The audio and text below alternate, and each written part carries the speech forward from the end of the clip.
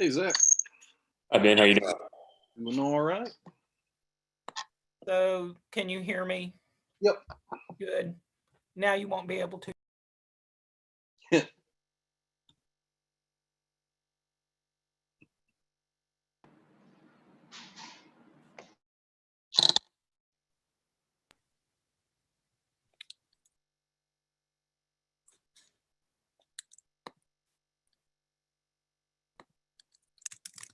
Morning, everyone.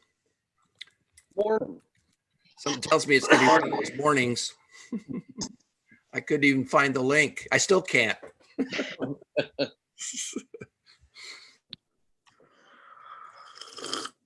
Cal Ivanov, look at you. Didn't recognize you Yeah, I without had the to stay hat. home. Don't feel very well today, so had to stay home. Couldn't make it to the museum. Uh-oh. Yep.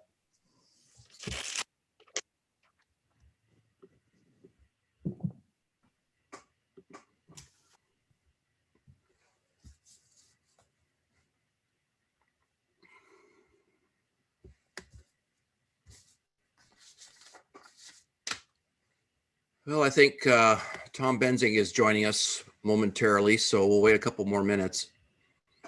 Good.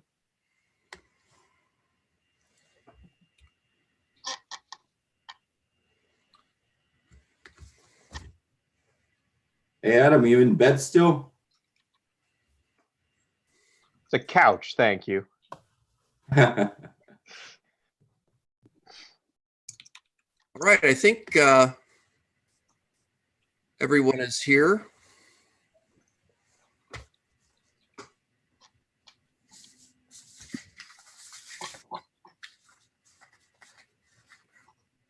All right, well, let's go ahead and get started.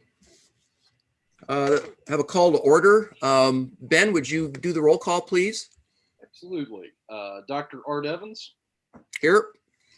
Dr. Tom Benzing, Here. Dr. Carol Nash, Here. Melanie Stowe, Lisa Morner. He's just joining now. Oh, There. Morning, Lisa. Do I have a motion to approve the minutes of the August meeting? So moved. Is there a second? Second. I should have asked for amendments or discussion. Are there any? If not, Welcome to Zoom. Enter your meeting ID followed by pound. Peaks. all right. I didn't know that either. It's getting weirder. Enter your participant ID followed by pound. Otherwise, just press pound to continue. Please enter the meeting password followed by pound.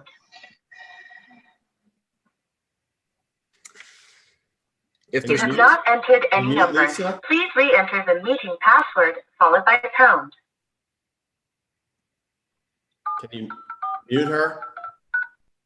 You are in the meeting now. There are 12 participants in the meeting. This meeting is being recorded. You are muted. You can mute or unmute yourself by pressing *6. You have been added. You are unmuted. Hello, can you guys hear me? oh, yes. We've heard all of it. I can't hear you though. Sorry. All those in favor of let's approving see. the minutes from last meeting, say aye. Aye. Aye. All right. Motion carries. Moving on. I trust by now everybody's had a chance to sign the acquisitions form. I asked Ben to send that out early so we could just get that out of the way. Did anybody have any comments regarding the acquisitions for the last quarter? All right. Let's move on. Dr. Kuiper. Dr. Kuiper has recommended that Jim Beard be nominated as curator emeritus, which I'll just say I think is a wonderful idea. Dr. Beard began his career at the Museum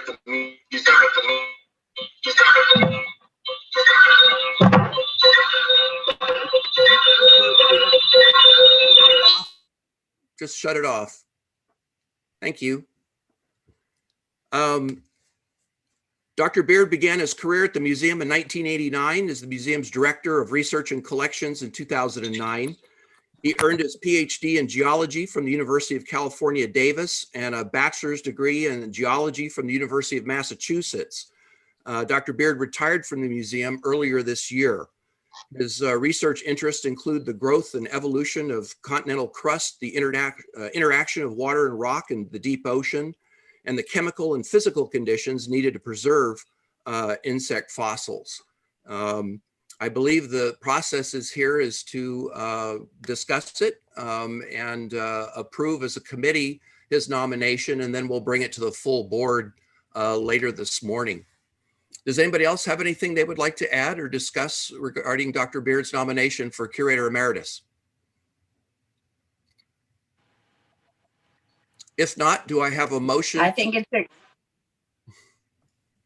I was going to say, I don't think we need to discuss it. I think it's a great idea, and I move that we move forward with it.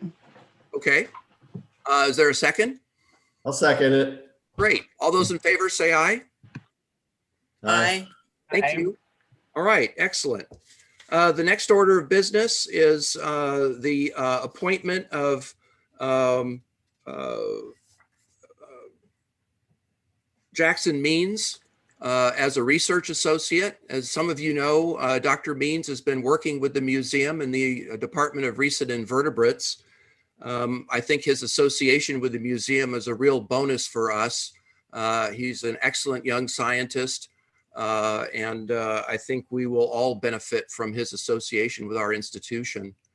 Does anybody have anything they'd like to add about Jackson's appointment as a research associate?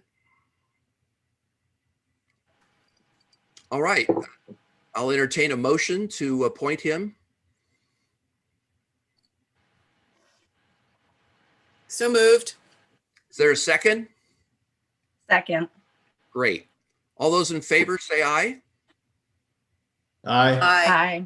Excellent. We're moving right along here.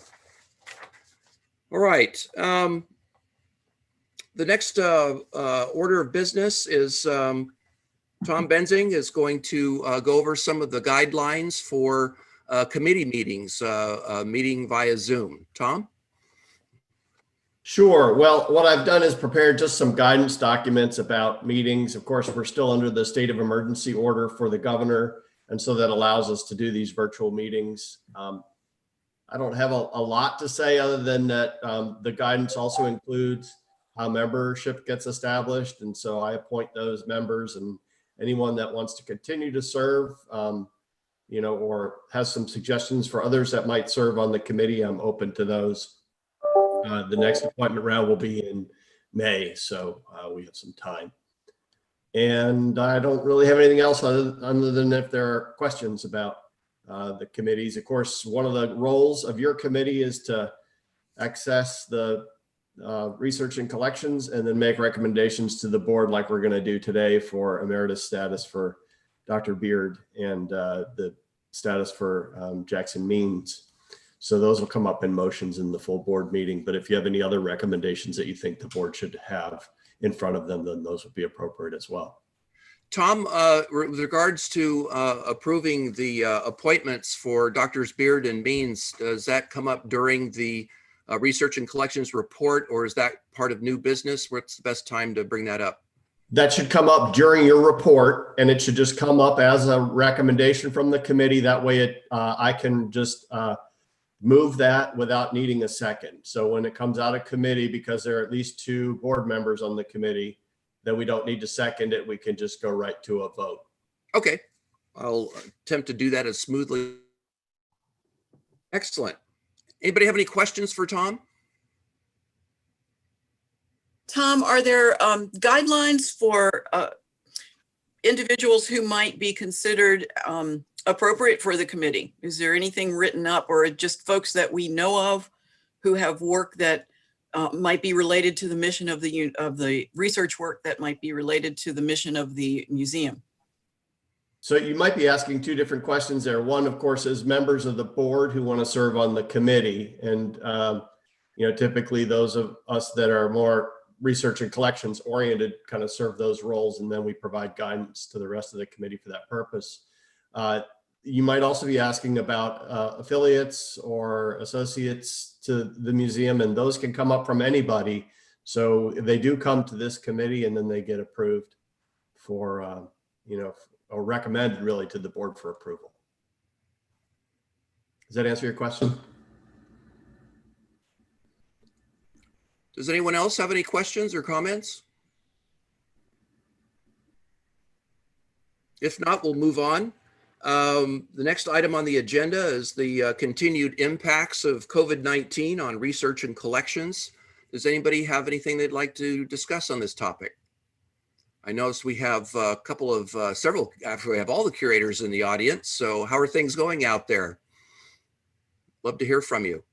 I offered to Ben to give a brief summary of just kind of what's going on in paleo collections with regards to the pandemic, and just basically I was going to offer just kind of an overview of what we've been able to do and how the process has differed from, I've only been here a year, but from the prior year where I was here and acting in the same role. So if that sounds good. Sure. So basically, as of mid-March is when the pandemic came into full swing, and we were instructed to work off-site for the foreseeable future. And then in May, I would say late May to early June, staff began to have access again to the museum facility, with, of course, social distancing protocols in place, masking, and in most cases, one staffer operating out of a room at any given time. Especially in the spring and summer, I had a lot of inquiries from both researchers and the public about collections. I think partly because in the case of researchers, people were working on, backlogged scientific papers in the course of being at home. And in the case of the public, just because they were likely outside and didn't have as much to do. That's tapered off, especially in the fall, but that seems to be kind of in common with what the inquiries I was receiving last year as well. Early on, most of the requests were about specimen identification, so there were things that I could handle without necessarily accessing collections. The research requests were mostly about collection specimen numbers, measurement data, for people working on papers. So I started making kind of scheduled trips into collections before returning to kind of on-site operations in April and May. I was making trips into collections to respond directly to these specific researcher requests. In terms of actual on-site collections visits, we have had a few, all with distancing protocols in place. In one case, I didn't actually even interact with the researchers. They just kind of were allowed to come in and allowed to depart. We had, during the summer, a local high school teacher, William Schmachtenberg, who is a trained invertebrate paleontologist, was doing weekly visits to rehouse and recatalog invertebrate paleontology specimens. In July, we had a visit by William and Mary Professor Rowan Lockwood and a undergraduate student to borrow specimens of early clams from our invertebrate paleo collections. And then in late September, we had a visit from an amateur paleontologist from the Richmond area who's interested in Triassic specimens. So we were able to accommodate a much smaller number of requests, obviously, in a way that I think is safe and in accordance with good safety practices. In terms of collections intake, we've been able to do a couple of field trips to collect specimens in the Richmond area. Technician Lucy Tretto and I recently traveled to the far southwest of Virginia to evaluate a new site that was reported to us by Dr. Kuiper from the Washington and Jefferson National Forest. We were able to get a National Forest Service permit to collect some specimens. So those have come into the museum now. Our basic procedures have changed a bit in terms of taking in new stuff. Although I don't, obviously the ability of COVID to survive on fossil surfaces is not something that has been studied extensively. So kind of based on the longevity that seems to exist in on ceramics and other hard surfaces, seems to be about 5 days to a week based on the readings I've had. So our procedure is to take specimens in and basically have them sit in the basement for a week before bringing them up into the collection space to be recatalogued and brought into the system. And that's kind of my story. Well, thanks, Adam. Any of the other curators have any comments on how things are coming along in the time of COVID? I want to add something very briefly. So kind of to add to what Adam was saying is we have fewer visits by researchers, students as expected. We have fewer requests for information by researchers. We did far less field work this year, especially, of course, spring to summer. Restrictions to travels, field work is mostly restricted to nearby sites, at least for recent invertebrates. However, requests for identification and information from the general public have virtually skyrocketed. They have increased probably by 7-8-fold, maybe even more. Yeah. So thanks to, of course, to a large extent to Ben's posts, of course, to Adam's videos, but also people are just outside and they're just reconnecting with nature to a large extent. So again, there is upside and downsides to all of these, but this is pretty much in a nutshell what we've been dealing with over the past 4 or 5 months. Well, that seems to be the trend, is that it's certainly made research different on how we do research and interact with colleagues, but the interactions with the public is really increased. And I'm hoping, I know that can be stressful when we all have work to do, but in the long run, I'm hoping, more people become aware of the museum and appreciate the resources that it offers. And it'll be interesting to see if that is sustained once we get on the other side of this thing. I do believe that. I don't believe it's imminent, but it will happen hopefully by this time next year or so. Anybody else? Any of the curators have any comments about what's going on in their department related to COVID? All right. Well, thank you very much for that. I appreciate your contributions. The next item on the agenda is the disposition of the Guatemalan street art collection, and Drs. Kuiper and Bassett will give us the skinny on what this is all about. I'll start off and turn things over to Hayden, but about 3 years ago, I was approached by the executor of an estate, an elderly client wanted to pass along a collection of what was described as street art. This was from High Point, North Carolina. The owner had lived in Guatemala and then emigrated in 1959. And so frankly said, I decided to accept the collection and attempt to develop relationship just to see where it would go. And we figured we could pass these materials along as they were going to be accepted only as deed of gift. So as it turns out, it was, if you don't mind me describing it this way, it was sort of a drive-by drop-off. The people did not linger. So we got 6 bankers boxes of material. The majority of it does appear to be street art, but in my untrained eye, a few of the pieces looked like they were probably antiquities, or at least very good copies of such. So it's taken me a while to get to this point. It's pretty far outside my area of expertise, but I had by chance consulted with a firm out of Richmond, Cultural Heritage Partners, and they are a firm that finds provenance on artwork and antiquities and so forth. So they provided a proposal. It's very pricey. And so basically I decided this is something that needs to be turned over to the Research and Collections Committee to mull over. The staff is going to need a recommendation on how the board would like to see us proceed. And in consultation with Dr. Bassett and Dr. Nash, it does appear that there's a very high likelihood that these few pieces from the collection are something that is worth taking a good hard ethical look at. So I'm going to turn it over to Hayden to talk about the items themselves and what he sees as some avenues moving forward.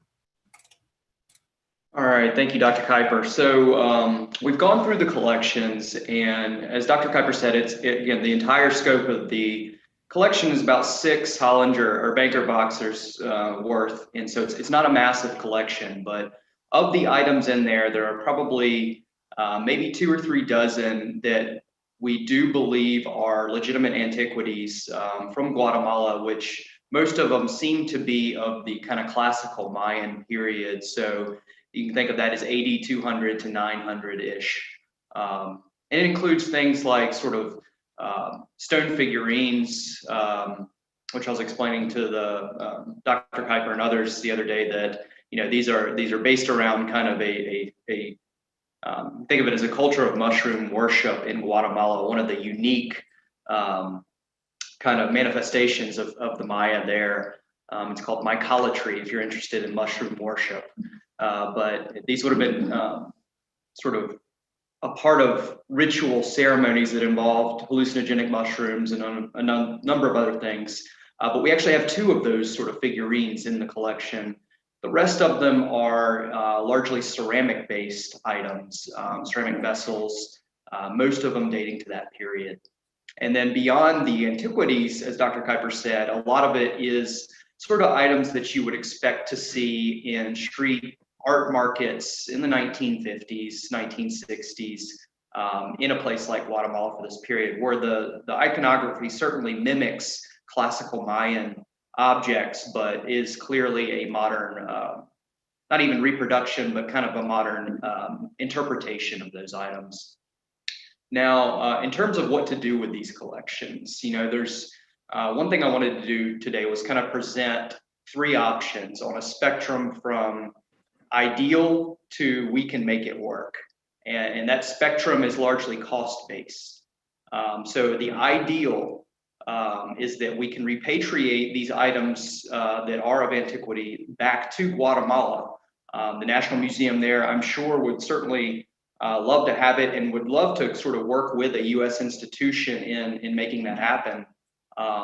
But, you know, the ideal situation is if we could work with a specialist firm like Cultural Heritage Partners out of Richmond to produce all of the legal documents and make sure basically at the end of the day that the items are transferred from one institution across international borders to another institution without getting lost or confiscated along the way.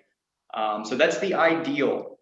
Now in the sort of next mid-level is that, you know, we can certainly produce a letter from the Virginia Museum of Natural History, have the Guatemalan institution produce a letter that they're receiving the items, and basically escort these items in suitcases across the border, which is certainly less than ideal, but it is doable. I've carried a comparable amount of artifacts across international borders in the past, and it is kind of a hold your breath moment to see what makes it across, unfortunately.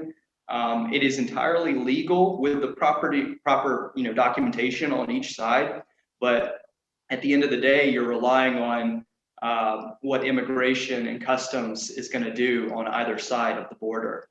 Now, the third option, and so I should say that middle option is basically the price of a plane ticket and excess luggage. Now, the third option is going to be transferring these items to a U.S. institution in which the collection is in scope.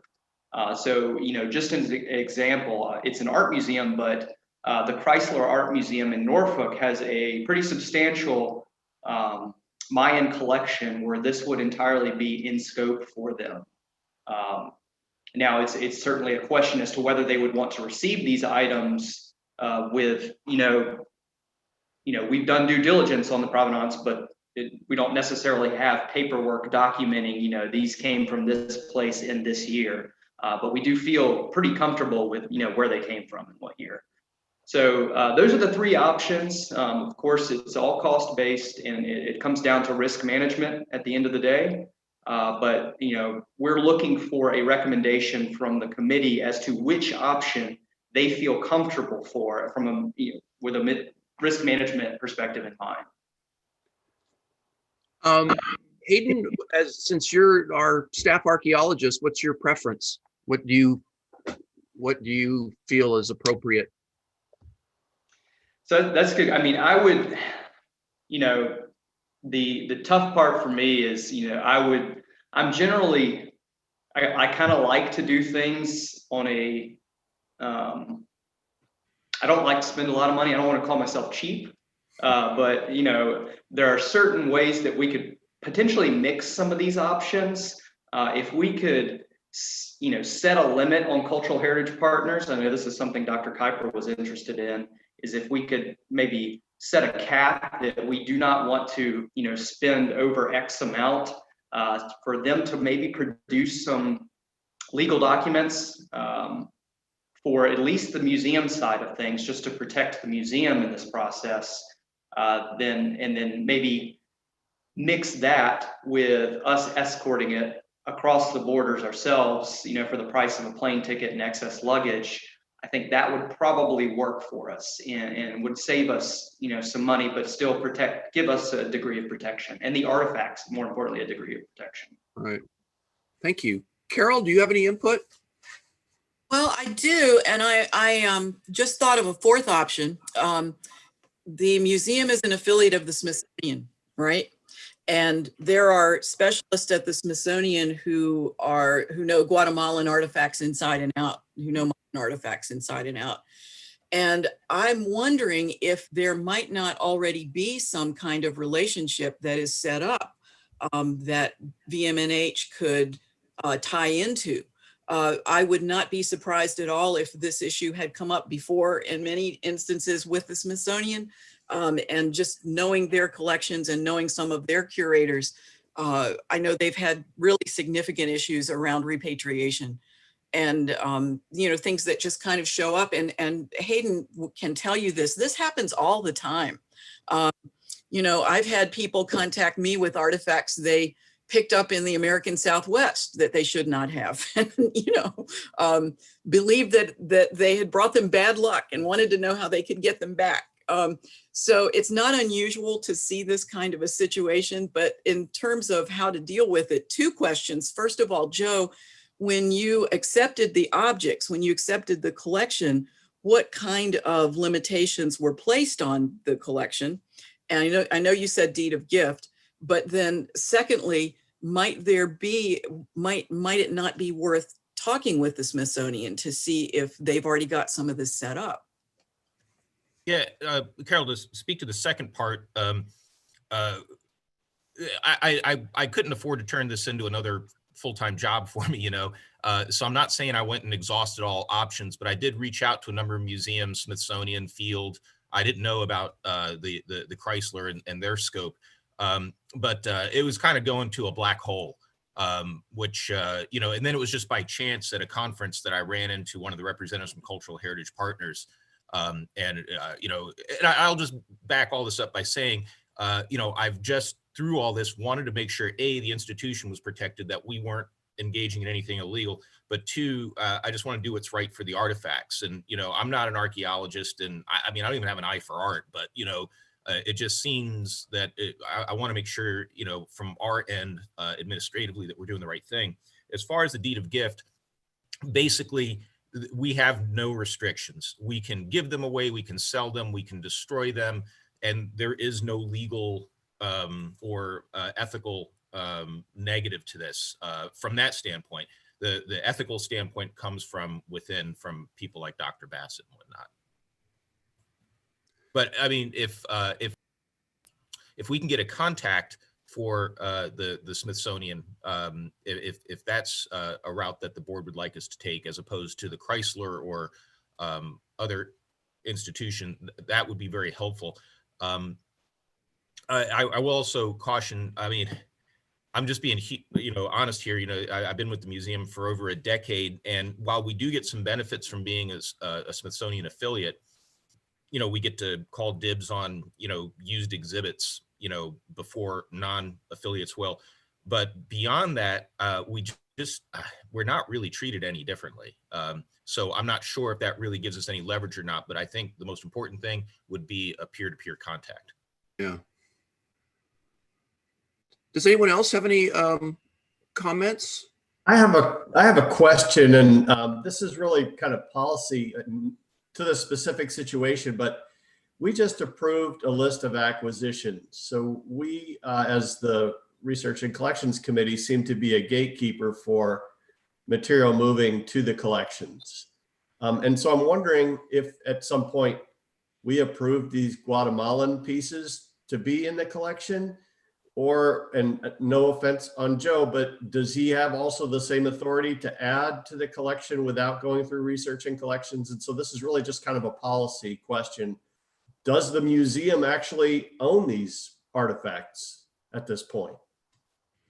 Yeah, Tom, I never brought these to the board, mainly because I wanted to protect the institution from the standpoint of, originally when I saw that we had the possibility of antiquities, it took me quite some time to try to figure out, to make sure it was legal to have these. Obviously, if it was not legal, that was going to be something where I was going to have to get input from Audrey, and my inclination would be then to return it to the estate executor. So I have since found out that it's legal, but again, that's what this discussion is. I want to know what the pleasure of the board is, essentially. So they are ours. So, but they haven't been formally accessioned, and therefore there's no de-accession process that they have to go through first. They're just being stored at the museum essentially right now. They're in limbo right now, and okay. That said, it was never going to be proposed to the board that they're actually accession. That is, given a catalog number. They were going to be a deed of gift and maybe placed within the teaching collection, and then who knows what. Right. Cal, you had something to say? Yeah, I have a comment. We're talking about returning these artifacts to the Guatemala National Museum. Why don't we just contact them first? I'm sure this is not the first time that they have to deal with something like that. It just makes more sense to me. Okay. Sorry, Lisa, did you have something to say? I have a question / comment. I mean, the comment is I do think we should try to figure out how to return them to Guatemala, whether it's using the Smithsonian, whether it's using cultural heritage partners, et cetera. I'm a little uncomfortable with the whole suitcase method, but I get it. So my question is, I didn't hear a price for cultural heritage partners. Maybe I missed it. When we say it's pricey, what are we talking about? Are we talking about $10,000, $100,000, $1 million? I mean, what does pricey mean? I would just guess that it, in the end, would cost between $10,000 and $20,000 for them to do everything, right? So that doesn't include putting a cap on it. The proposal they gave me is open-ended, which I can't sign it anyway. This is a relationship that would have to go through Audrey and the Attorney General's office. So, but that being said, I would not encourage anyone to sign it or agree to it, because again, there is no cap on it. So what they agreed to do in the proposal is to research the objects to determine as much provenance and background as possible, and to lay out all the paperwork and the roadmap to safely get them from VMNH to the National Museum without any fear of confiscation or anything along those lines. So the hourly rate, depending on what kind of research they're doing, ranges from $100 to $400 an hour. So you can see it'll rack up fast. So that's just something worth considering. And again, I just want to also point out, as museum director, I'm not expecting the committee to solve all of the issues related to this situation in one meeting. So if you would like to review the proposal and re-engage this at the next board meeting, I just want to make sure you know that we as staff are in no rush. Well, it seems to me what I'm hearing is that the consensus would be, and please speak up if I'm not representing someone's feelings, is that everyone would like to see these items repatriated. And then the next step is to figure out how to approach that. And I'm thinking that a multi-pronged approach would be the way to go, and possibly initially contacting, finding a personal contact, peer contact at the Smithsonian. That's one option. And the other is certainly to reach out directly to the Guatemala National Museum, and then see where we are with that. And then maybe once we get a response from one or both entities, then we can discuss it further and see what the best course of action is. I like the idea of if we need to engage a third party, that we be very clear on what it is that we're willing to sign off on. But I think initially, if we make those initial inquiries to someone at the Smithsonian, a particular person, and the National Museum, that would be a good starting place. Does that sound good to everyone? Yes. Okay. Sounds good to me, Art. This is Lisa. Okay. Well, Can you hear me? yes, I can. Mm-hmm. I just want to thank I was just Hayden. gonna, Oh, go ahead. Go ahead, Lisa. I'm sorry, I just wanted to finish. Yeah, that sounds good to me. I completely agree with that. I will also say that at the end of the day, if we end up engaging with cultural heritage partners, those numbers don't scare me to do the right thing, if that's what we need to do. Okay. Carol, did you have something to add? Yeah, I was just going to say that I'm grateful to Hayden for looking into this and for providing this range of options, because I think they all make a lot of sense. He laid out the problem very, very well. And Joe, thank you as well for letting us know about this, because these are issues. These are things that happen. And so I think that you all have made some really important steps in trying to figure out how to deal with it. I agree. Does anybody else have anything to say on this topic? Yeah, just one thing. So I know Hayden laid out the option of perhaps the Chrysler Art Museum, and are we leaving that out now that we're talking about returning it to Guatemala?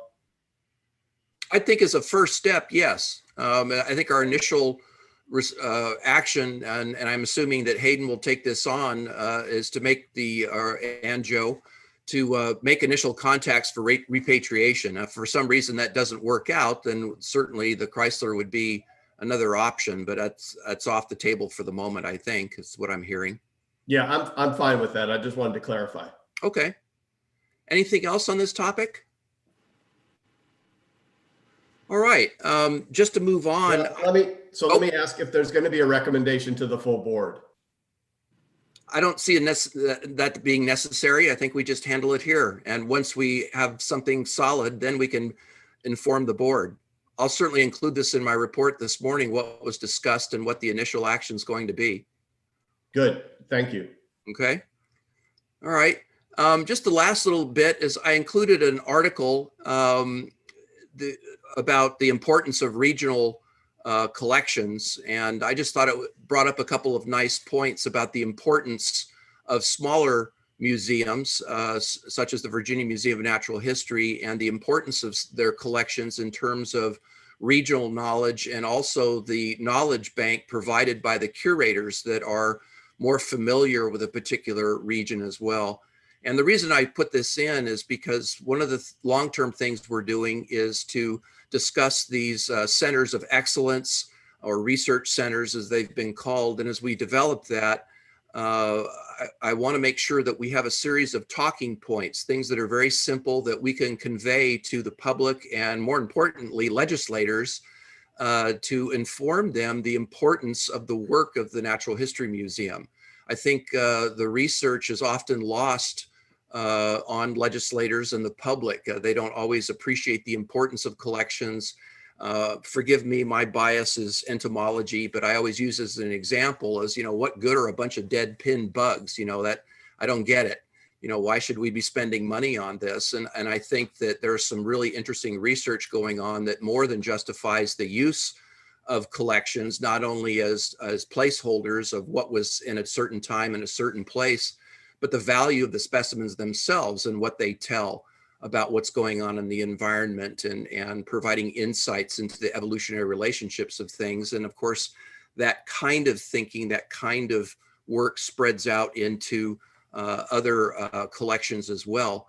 But it's difficult to talk about that sometimes. So I want to gather these talking points that all of us, whether we're scientists or not on the board, feel very comfortable that we can throw out in our conversations and our elevator speeches, you know, if we find ourselves with someone who can make a difference in terms of support, pitching grant proposals, and so on. So that's the purpose of this.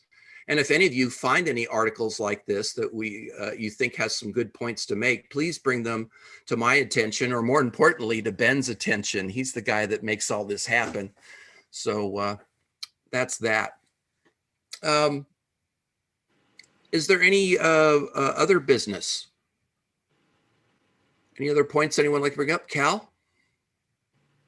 Yep. Let me unmute first, but I just wanted to mention something that you've probably seen in the research and collection reports for a while now. It's our desire and idea of building a functional molecular lab at the VMNH. And I'm happy to report that we actually started purchasing materials finally. With the help of Dr. Kuiper and Jonathan Martin, they secured funds, internal funds, as far as I know. And we are actually in the process of, making this possible in the near future. And why is this important? We'll finally have a facility that will bring research to, or ability to do research that we previously couldn't. And all the curators gathered together, and it's easy to envision how Dr. Bass and Dr. Moncrief can actually use the lab, and myself included. Dr. Pritchard may be a bit of a reach at this moment, but that doesn't mean that he cannot find uses for this lab. So we'll have a facility that I'll find everybody molecules can somewhere. share. There we go. And not only that, but we're envisioning this facility as bringing students and researchers from the outside, because it will be the only facility outside pretty much of the Blacksburg area of Virginia Tech. So hopefully that will see more researchers through the door. So that was pretty much my update. Well, that's excellent news, and I appreciate everyone's efforts. I like the idea that not only will it facilitate your research, but also it will attract research, which attracts additional funding too. So that's very good news. Any additional comments or other business? Just briefly, I did notice in Hayden's report about the wild watersheds that he's collecting artificially tied flies, and I look forward to judging the quality of this. I will say that we did not, it's made me realize how niche our activities are. We did not get the number of tide flies I was looking for, but we did receive, the ones we did receive are absolutely spectacular. So I'll connect with you directly on that. Nice. Anything else? All right, it seems we've come to the end. Thank you very much, everyone, for your contributions. I'll entertain a motion to adjourn the meeting. So moved. Is there a second? Second. All those in favor say aye. Second. Heard you. Aye. All right. Aye. Thank you, everyone. We'll see you at the full board meeting. Ben, if you could forward to me your notes at your convenience, I'd sure appreciate it. Thanks, everyone. See you all shortly. Thank you.